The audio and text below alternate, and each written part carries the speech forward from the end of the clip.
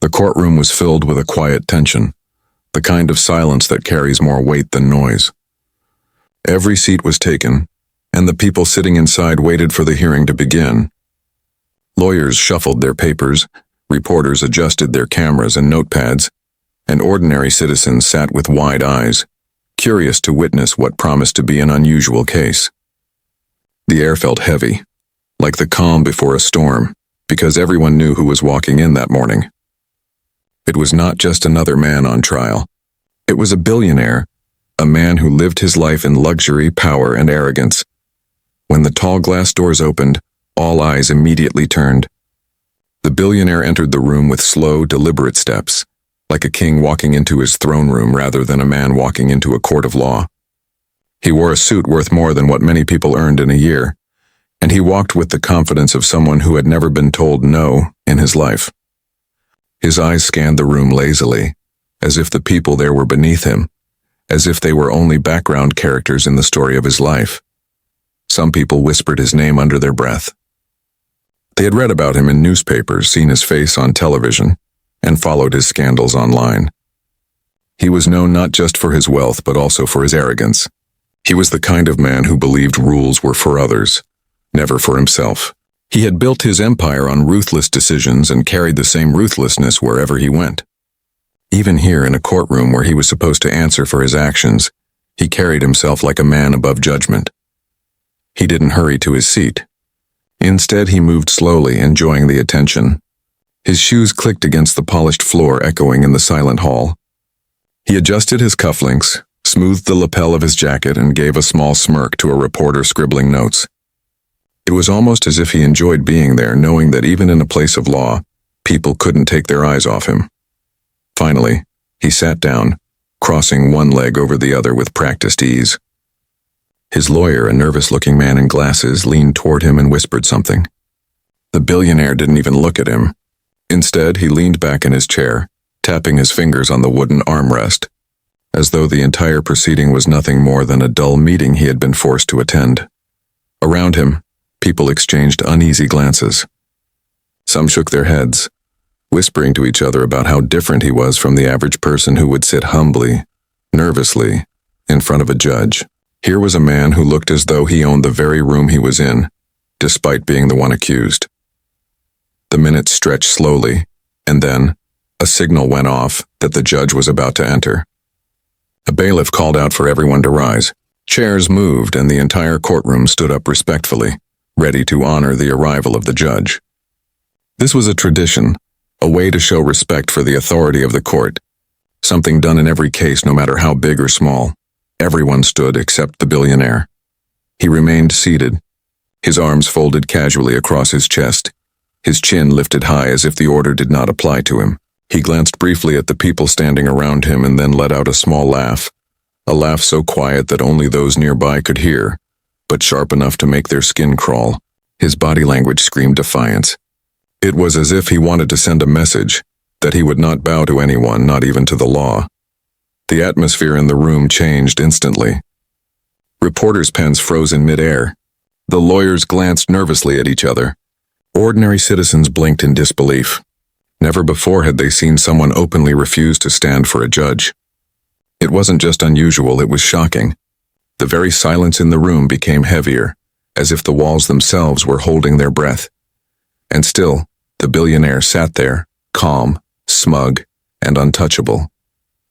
To him, the courtroom was not a place of justice but a stage, and he was the main actor. His wealth, his power, and his arrogance were his shield, and he believed nothing could break through it. As the doors at the front of the courtroom opened for the judge's entrance, every person in the room knew they were about to witness something extraordinary. They didn't know yet what would happen, but they felt it in their bones. This was not going to be a normal trial. This was going to be a clash between arrogance and authority, between wealth and justice, between a man who thought he was untouchable and a judge who would soon prove him wrong. And with that, the story began. The quiet buzz inside the courtroom suddenly shifted as the heavy wooden doors at the front began to open. The sound echoed in the large hall, instantly silencing the whispers and reminding everyone that the most important figure in the room was about to appear. The bailiff's commanding voice rang out deep and firm, ordering everyone to rise. Chairs scraped against the polished floor as people stood quickly, their bodies straight, their heads turning toward the front. It was a moment of respect, a tradition older than most of the people in that room, a reminder that when the judge entered, the law itself entered with her. Everyone rose. Everyone except the billionaire. He sat there lounging comfortably in his chair as though the command hadn't even reached his ears. His fingers tapped on the armrest lazily, his smirk widening as he watched everyone else obey. To him, they looked like puppets standing up on command, while he remained the one true master of the stage. His refusal was not accidental. It was his statement, his way of saying, "I bow to no one," and then she appeared. The black judge walked into the courtroom with measured, confident steps. She wasn't dressed in designer suits or expensive fabrics like the billionaire. She wore the traditional black robe of her office, a robe that symbolized the power of justice, fairness, and authority. Her presence filled the room in an instant. Though she was not tall and though her robe was simple compared to the billionaire's luxury suit, her aura was undeniable. She carried herself with a quiet strength, the kind of strength that didn't need to shout to be heard. The room seemed to lean toward her as she made her way to the bench. Eyes followed her every step. People respected her not just because she was the judge, but because she had earned her reputation. She was known as a woman of principle, someone who never let fear or favoritism guide her decisions. She was respected in the legal world for her sharp mind and unshakable fairness, but also admired by ordinary people because she represented something more. She was proof that courage and determination could break barriers. As she reached her seat, her eyes swept briefly across the room. She noticed the bowed heads, the folded hands, the respectful silence, and then her gaze fell on him, the one man who dared remain seated. The billionaire leaned back in his chair, his legs crossed, his face relaxed into a smug grin. He wanted her to notice. He wanted her to see his defiance. In his mind, this was a game of power, and he was showing her that her robe, her authority, her entire courtroom meant nothing to him. The judge paused, only for a heartbeat. But that pause was enough to make the silence grow heavier. Everyone in the room felt it, the tension between them. It was like two storms meeting in the middle of the ocean. The billionaire smirked wider as if to say, "Yes, I challenge you." But the judge didn't flinch. She lowered herself into her chair with calm grace, placed her hands on the bench before her and gave a small nod. The bailiff's voice announced the start of the proceedings, but the real battle had already begun. It wasn't about the case yet. It was about respect, authority, and the clash of two very different worlds. The spectators couldn't take their eyes off the two figures. On one side sat a man who had lived his entire life believing that money made him untouchable, that rules were for others, and not for him. On the other side sat a woman who had climbed every step of her career through discipline, strength, and integrity. A woman who had faced prejudice, doubt, and opposition, yet never backed down. The billionaire tilted his head slightly, his eyes locked on hers, waiting for her to react. He wanted to see her anger. He wanted to see her stumble. But what he saw instead unsettled him more than he expected. Her face remained calm, her eyes sharp, but there was something deeper in them, an unshakable resolve. She didn't need to raise her voice, didn't need to threaten. Her silence was louder than any words he had ever heard. Whispers began again in the courtroom, soft and cautious. Reporters scribbled furiously, sensing that this story was going to be bigger than anything they had covered in weeks. Lawyers shifted in their seats, some trying to hide their nervous glances. Ordinary citizens sat frozen, their hearts pounding as they realized they were witnessing something rare. The judge finally spoke, her voice steady and clear. It wasn't raised, it wasn't angry, but it carried a weight that silenced the whispers immediately. She began with the formalities, addressing the courtroom, outlining the case at hand, but every word carried the quiet power of someone fully in control. And though she did not yet call him out directly, everyone knew she hadn't missed his defiance. The billionaire still smirked, but there was a flicker in his eyes now, a tiny shift, like a man realizing that his opponent might be stronger than he thought. He tapped his fingers on the chair again, slower this time, watching her carefully, waiting for his moment to push further. The courtroom had transformed into something more than a place of law. It had become a stage where arrogance and justice stood face to face. One man believed his wealth placed him above respect. One woman believed respect was owed not to her personally, but to the seat of justice she represented. And as their silent battle continued, everyone in the room leaned forward knowing that the next move could change everything. The billionaire had made his opening move. Now the judge was about to show him what true power looked like. The air in the courtroom was thick with anticipation. Everyone had seen the billionaire stay seated when the judge entered, but many thought perhaps it was just a careless mistake, a slip of arrogance that would quickly be corrected.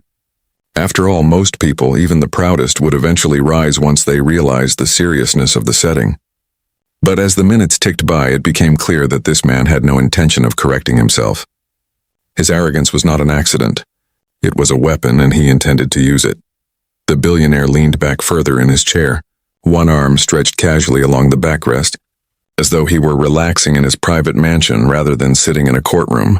His polished shoes shone under the lights, his suit perfectly fitted, his expression dripping with disdain. The judge began speaking, laying out the formalities of the session, but his smirk widened as if he were mocking every word that left her mouth. Reporters in the front row scribbled quickly, their pens scratching the paper. They knew they had gold in front of them. This wasn't just another trial about money, fraud, or broken contracts. This was bigger. It was about attitude, power, and open defiance in the face of the law. The billionaire shifted in his seat and spoke loudly enough for the people nearby to hear. "I don't see why I should stand for anyone," he muttered, his voice thick with condescension. "I've built more in a year than most of these so-called officials have in their entire lives." His words weren't meant for the judge directly. They were meant to sting the ears of those around him, to let the courtroom know he considered himself untouchable. Gasps rippled through the crowd. A woman sitting in the second row clutched her handbag tighter. A young man in the back shook his head in disbelief. For ordinary citizens who had always respected the courtroom as a sacred place, the billionaire's attitude was shocking. It was one thing to be rich. It was another to openly mock the very system meant to hold everyone accountable. The judge's eyes flicked toward him, steady and controlled, but she said nothing yet. She continued with her opening statements, her calmness like a shield against his provocation. But the billionaire mistook her silence for weakness. He leaned forward now, placing his elbows on the table, his voice louder. "Do you people really think a robe gives someone power over me?" He scoffed, gesturing toward the judge. "I have dinner with senators. I fund campaigns. I make the decisions that actually shape this country. And you expect me to stand? For her?" The arrogance in his tone sliced through the room. Some of the lawyers glanced nervously at each other, unsure of whether to intervene. His own lawyer tugged at his sleeve, whispering urgently, but the billionaire shook him off, refusing to be silenced. It was clear now. This wasn't just defiance. It was deliberate humiliation. He wanted the judge to feel small. He wanted the people in the courtroom to see that his wealth, his influence, his connections placed him above the law. The judge, however, remained steady. She didn't rush to respond. Instead, she let the silence that followed his words linger, pressing on everyone like an invisible weight. The billionaire shifted slightly in his seat again, perhaps expecting her to lash out, to lose her calm, to give him the satisfaction of proving that he could rattle her. But she didn't, and that unsettled him in a way he didn't want to admit. Still, his arrogance pushed him further. He leaned back again, folding his arms, and addressed the room loudly, almost theatrically, as though he were giving a speech. "You see, this is why people like me never lose. Money isn't just wealth, it's power. And power doesn't kneel. Power doesn't stand. Power commands." His voice echoed in the chamber, bold and unapologetic. The room was silent, but it was not the silence of agreement. It was the silence of disbelief. Ordinary people in that courtroom could hardly believe what they were witnessing. To them, the judge represented fairness, the law, something greater than any one individual. But to him, she was just another person standing in the way of his inflated sense of superiority. A child, sitting with her mother in the back row, tugged on her sleeve and whispered, "Why isn't he standing, Mama?" The mother shook her head softly, unable to find the right words. The innocence of the question struck those who overheard, because even a child understood the simple respect owed in that moment, something the billionaire so arrogantly denied. The judge finally looked directly at him. For the first time since the proceedings began, she allowed her gaze to rest firmly on his face. Her expression was unreadable, calm but unyielding, as if she were studying him not as a man but as a lesson waiting to unfold. The billionaire smirked again, believing her silence meant he was winning. But what he didn't know, what the spectators couldn't yet predict, was that the judge's silence was not weakness. It was patience. She was waiting for the perfect moment to strike. The moment when her response would not just address his defiance but leave an impact so deep that even his billions couldn't erase it. For now, though the billionaire basked in his arrogance, convinced that his defiance had unsettled the courtroom, to him this was victory. To everyone else it was the beginning of something they would never forget. The arrogant defiance was complete. The stage was set, and soon the stunned silence of the room would give way to something far more powerful, the judge's answer. The billionaire's words still hung in the air like smoke after a fire. They stung, heavy and arrogant, leaving behind a silence that pressed down on the entire courtroom. For a few moments it felt as if time itself had slowed. People stared at him with wide eyes, their breaths caught in their throats, afraid that even exhaling too loudly might break the fragile stillness. Whispers had filled the room earlier when he first refused to stand, but now even the whispers were gone. It was the kind of silence that felt alive, as if the walls, the ceiling, and even the wooden floor were listening. Everyone was waiting for something, anything, to happen. The billionaire tapped his finger against the desk, his smirk fixed in place, fully confident that he had already won some invisible battle. The crowd, however, did not share his smugness. The people sitting on the benches were not wealthy executives or politicians who owed him favors. They were ordinary citizens, some there for curiosity, others for duty, and what they saw disturbed them deeply. A man who lived in golden towers, who dined with the most powerful people in the world, was now mocking the very system that was supposed to keep everyone equal. A woman in the second row shook her head slowly, her eyes wide with disbelief. To her, the courtroom was sacred ground. She had raised her children to respect judges, teachers, and leaders, and seeing someone so brazenly break that respect felt almost unthinkable.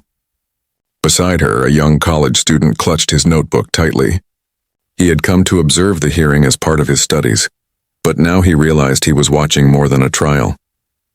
He was witnessing a clash between arrogance and justice that no textbook could capture. The billionaire's lawyer looked as though he might faint. He leaned in again, whispering urgently, begging his client to remain quiet, but the billionaire brushed him away with a flick of his wrist. His lawyer's face flushed red, sweat glistening on his forehead. He knew his client's defiance was not just reckless, it was dangerous. Across the aisle, reporters' pens were frozen above their notepads. Some of them had been covering cases for years, but none had seen a display like this. The silence itself was a headline. Cameras clicked softly, capturing the billionaire's smirk, the judge's calm, and the sea of stunned faces in between. And then, all at once, the whispers returned.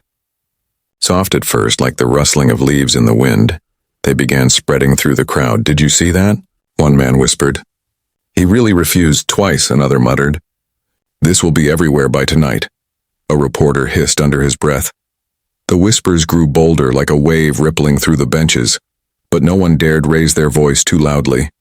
Even in their shock, they respected the courtroom. Only the billionaire seemed immune to its weight. The judge sat still, her hands folded gently in front of her. She hadn't raised her voice, hadn't demanded immediate respect, hadn't struck her gavel in anger. She simply sat, her eyes steady, her presence firm. Some mistook her calm for hesitation, but others, those who understood authority, recognized it for what it was: patience. A powerful kind of patience, the kind that waits for the right moment to act so the lesson lingers forever. The silence stretched again, but now it was heavy with expectation.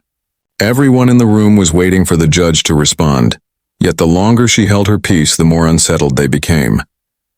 It was like watching a storm gather in the distance, beautiful, terrifying, and impossible to stop.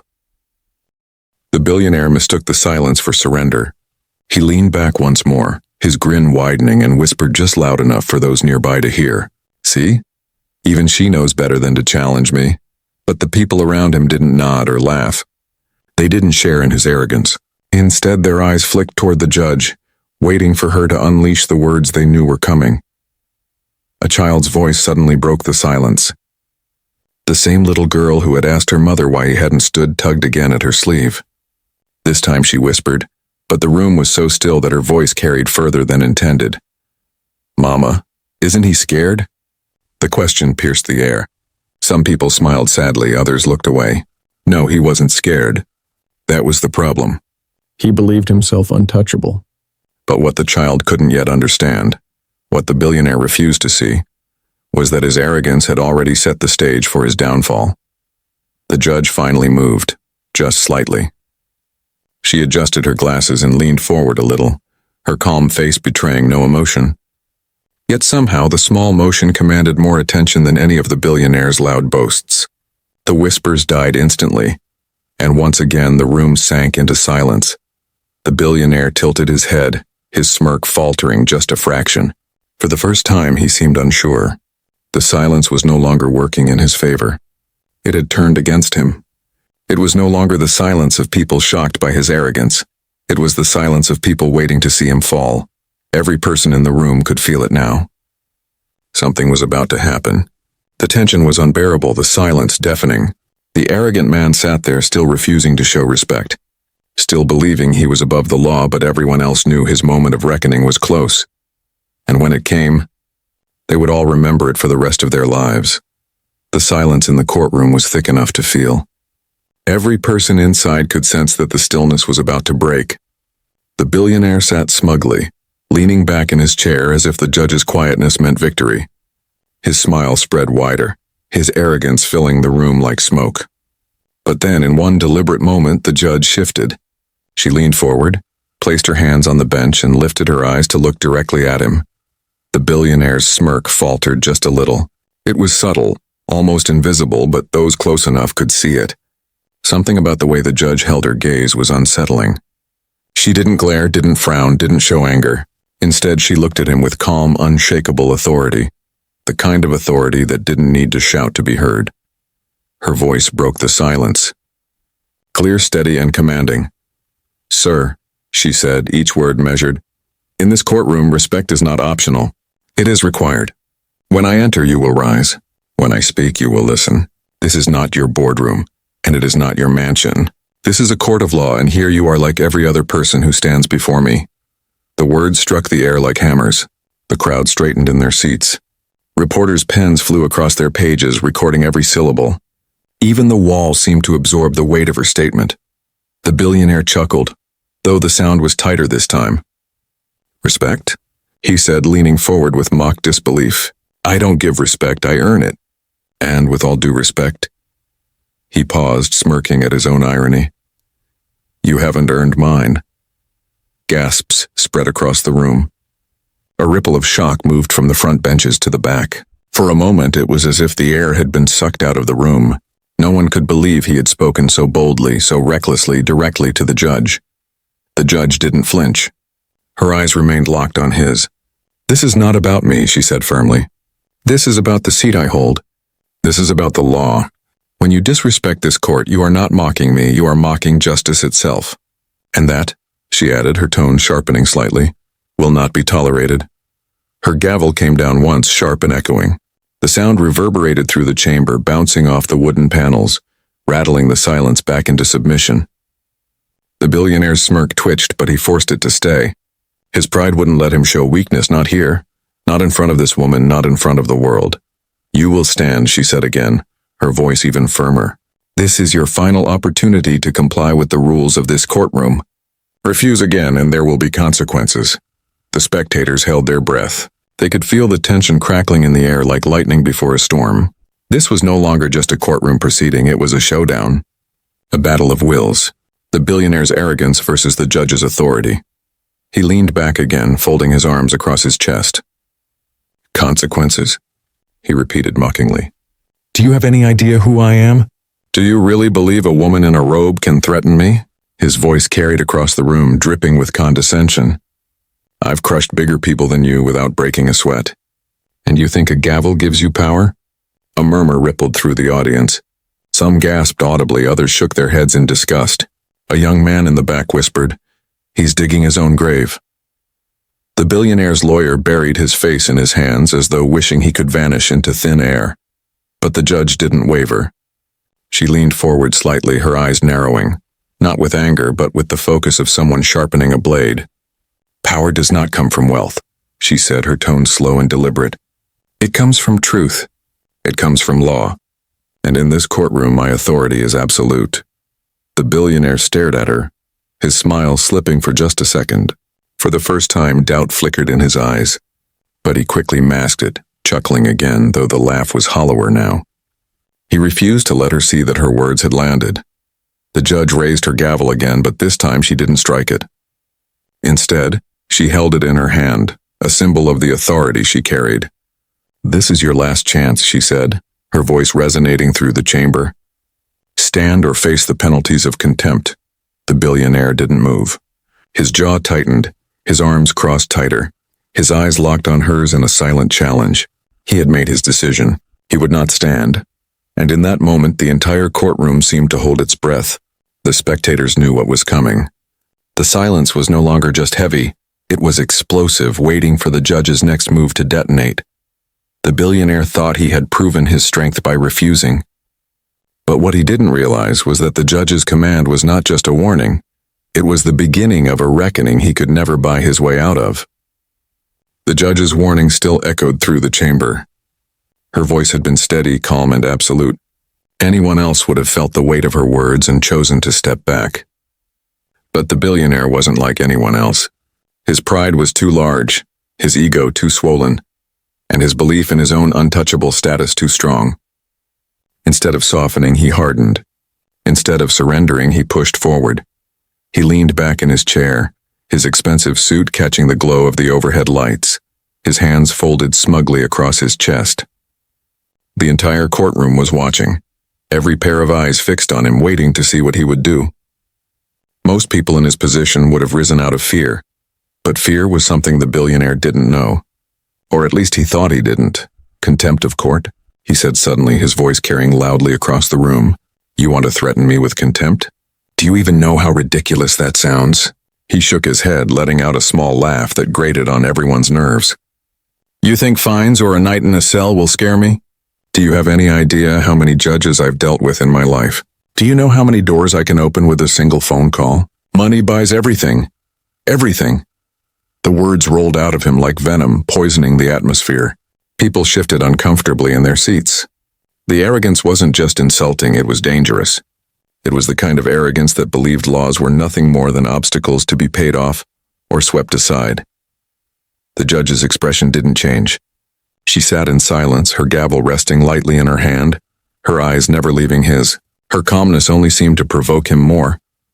"Let me tell you something," he continued, leaning forward now, resting his elbows on the desk as if he were giving a lecture.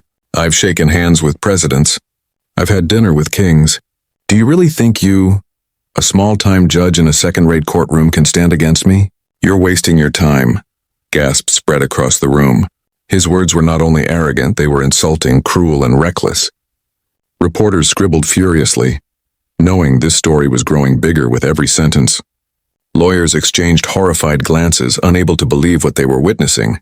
But the billionaire wasn't done. He raised his chin, his voice growing louder, dripping with mockery. "You want respect? Respect is earned, not demanded. And I don't respect anyone who thinks a black robe makes them powerful. I don't respect anyone who hides behind rules. I've broken rules my entire life, and look where it's gotten me." He gestured around the courtroom with a sweeping motion. "I'm still on top. I'm still untouchable. And no one in this room can change that." The silence that followed was deafening. The arrogance in his tone burned through the chamber, leaving a trail of shock and disbelief. People shifted uncomfortably in their seats, unsure whether to look at him or at the judge.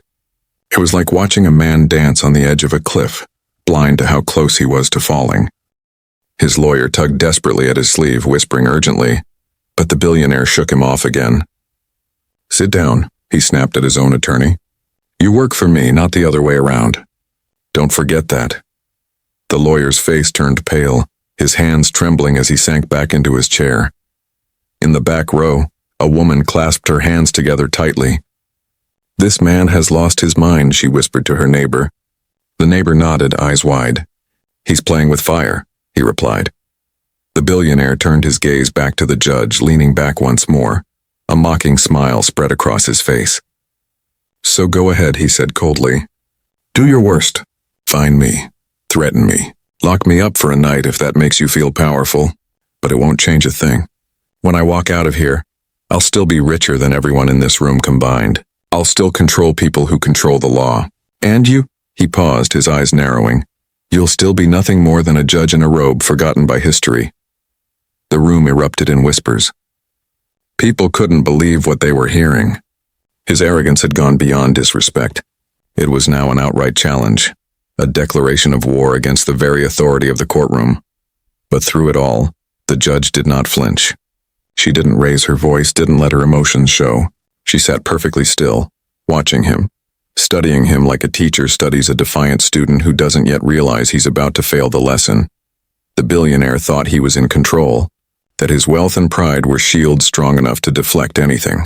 What he didn't realize was that every word he spoke was another crack in that shield, another rope tightening around his arrogance. The courtroom could feel it. The tension had shifted. The billionaire might have thrown down his challenge, but everyone in the room knew what was coming. The judge hadn't spoken yet, but her silence was louder than his shouts. And when she finally did respond, the billionaire's challenge would become the very reason for his downfall. The billionaire's final words still echoed through the courtroom like a thunderclap. "You'll still be nothing more than a judge in a robe, forgotten by history." His arrogance had reached its peak, his challenge thrown like a gauntlet across the bench. For a few seconds after he finished speaking, the room was frozen. The spectators didn't dare move. The reporters held their pens mid-air, and even the air itself seemed to stop flowing. Then, slowly, the judge leaned forward. She didn't slam her gavel. She didn't shout. She didn't rise from her seat or let her emotions spill across her face. Instead, she spoke in a voice so calm, so steady, that it cut deeper than any scream could have. "Mr. Collins," she began, addressing the billionaire by name, "you have just revealed more about yourself than any file, any document, or any witness could ever show. Your words, your defiance, and your arrogance are proof enough of the contempt you hold for this court, for the law, and for every person in this room." The billionaire smirked again, as if her calmness amused him. But this time the spectators noticed something different. His smile was thinner. His eyes didn't shine with the same smug confidence. There was a flicker, small but visible, of uncertainty. The judge continued, her voice unshakable. "You believe your wealth makes you powerful. You believe money places you above respect, above law, above accountability. But let me remind you of a truth you have clearly forgotten. The law does not bend for wealth. It bends for no one. And in this courtroom, you are not a billionaire. You are a defendant. Nothing more. Nothing less." Her words landed with the weight of a hammer. The audience shifted in their seats, their eyes locked on her. Reporters scribbled furiously, sensing that history was unfolding right before them. The judge straightened her shoulders. Her gaze pierced directly into his. "You have refused multiple opportunities to show respect. You have mocked this court. You have insulted not just me, but the very principle of justice itself. For that, I am holding you in contempt." Gasps filled the room. The billionaire's smirk twitched. "Contempt?" he scoffed, though his voice cracked ever so slightly. "You think I care about—" But the judge didn't let him finish. Her gavel came down sharply, the sound like thunder cracking through the chamber. Bang! The audience jumped, the sound echoing in their chests. "Bailiff," she said firmly, her voice ringing with authority.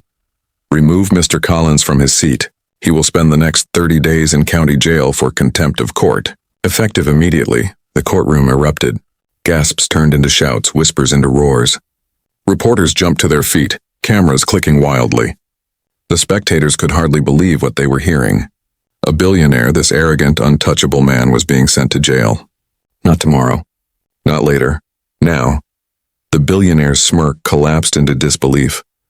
"You can't do that," he shouted, finally standing to his feet, though not in respect but in rage. "Do you know who I am? Do you know what you're doing?" His voice rose higher, cracking under the weight of his panic. The bailiffs moved quickly, strong and steady, stepping toward him. He backed away, his bravado slipping. "This is illegal.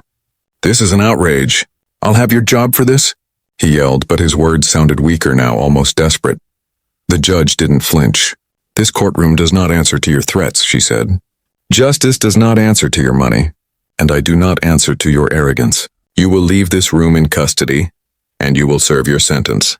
That is the order of this court." The bailiffs reached him, each taking an arm. The billionaire resisted at first, pulling against them, but the struggle only made the scene more humiliating. Cameras flashed as the so-called untouchable man was restrained like any ordinary person who disrespected the law. His face flushed red, beads of sweat forming on his forehead as he shouted, cursed, and demanded his release.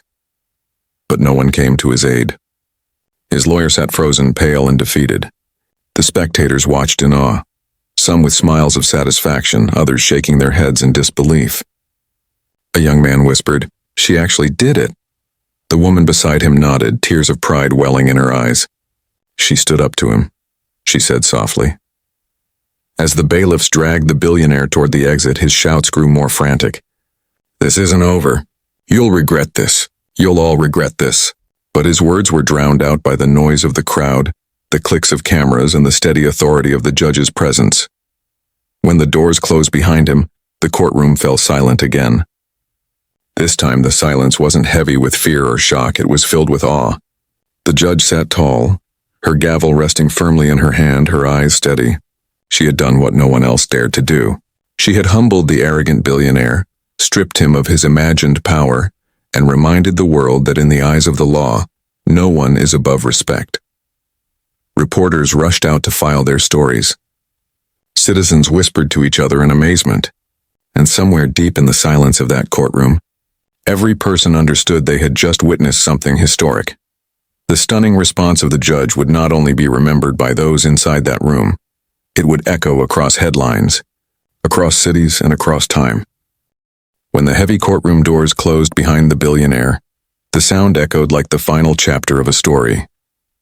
The man who had entered with pride, dripping with arrogance and power, had left in chains of law, dragged out by bailiffs while shouting empty threats. But the silence that followed his exit was not the silence of tension anymore. It was the silence of awe. For a few moments, no one moved. The spectators sat frozen, their hearts racing, their minds trying to process what they had just witnessed. Reporters clutched their notebooks and cameras as though they had been given the biggest story of their careers. Even the lawyers, who were normally trained to keep their emotions hidden, sat wide-eyed, unable to mask their shock. Then slowly, whispers began to rise again, but this time they were different. No longer whispers of disbelief or fear. They were whispers of admiration, of respect, of relief. "She actually did it," one man said softly, shaking his head in amazement. "She stood up to him," a woman added, her voice trembling with pride.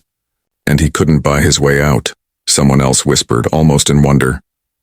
The judge, still seated firmly at her bench, lifted her gavel once more and brought it down lightly. The sound was not harsh this time. It was steady, calm, final. "This court is adjourned," she declared. Her voice was as calm as it had been from the beginning, but to the people in that room it carried the weight of history. As the spectators filed out, the energy in the courthouse shifted. People walked with a sense of purpose, their conversations buzzing with excitement. Reporters ran to phones and laptops, eager to break the news before anyone else. The story spread quickly, first to local outlets, then to national broadcasts, then to international headlines. By evening, the billionaire's downfall was everywhere.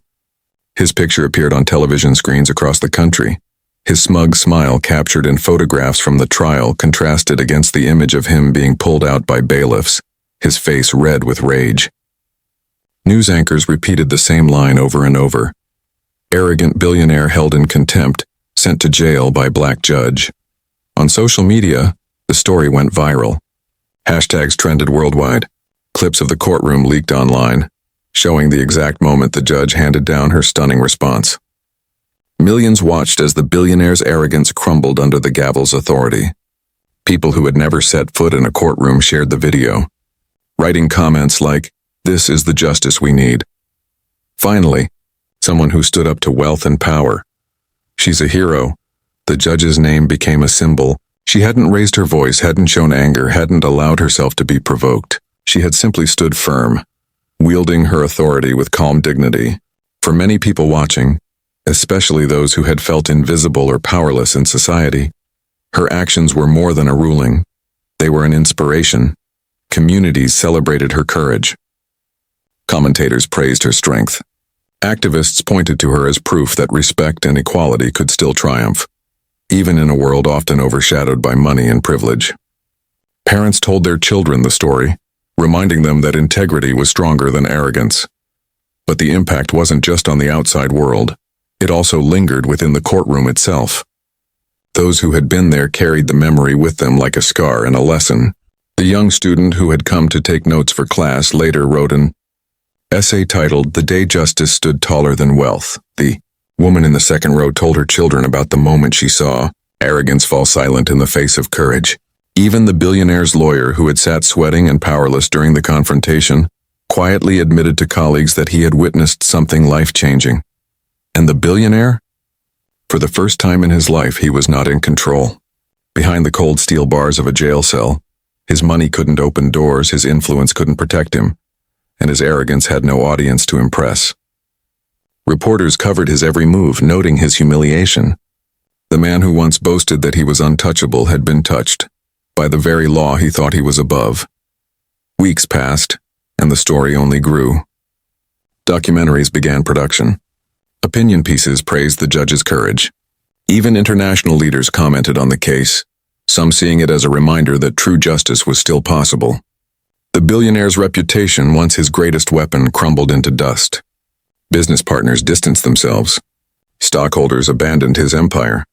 His name, once powerful, became a cautionary tale, but the judge's name soared. She didn't seek the spotlight. She returned to her work quietly as though nothing had changed. Yet in the eyes of the people, she was more than a judge. She was a symbol of strength, proof that dignity and respect could humble even the proudest, richest, most arrogant of men. The lasting impact was not just that a billionaire had been jailed. It was the reminder left behind that respect cannot be bought, that justice cannot be mocked, and that true power lies not in arrogance or money, but in truth, courage, and integrity. And so the story of that day lived on, told in classrooms, repeated in news reports, whispered at dinner tables, and remembered by all who believed in justice. The arrogant billionaire had thought he would leave the courtroom untouched. But in the end, it was the judge who left an unforgettable mark, one that stunned the world and reminded everyone that no one, no matter how wealthy or proud, is above the law.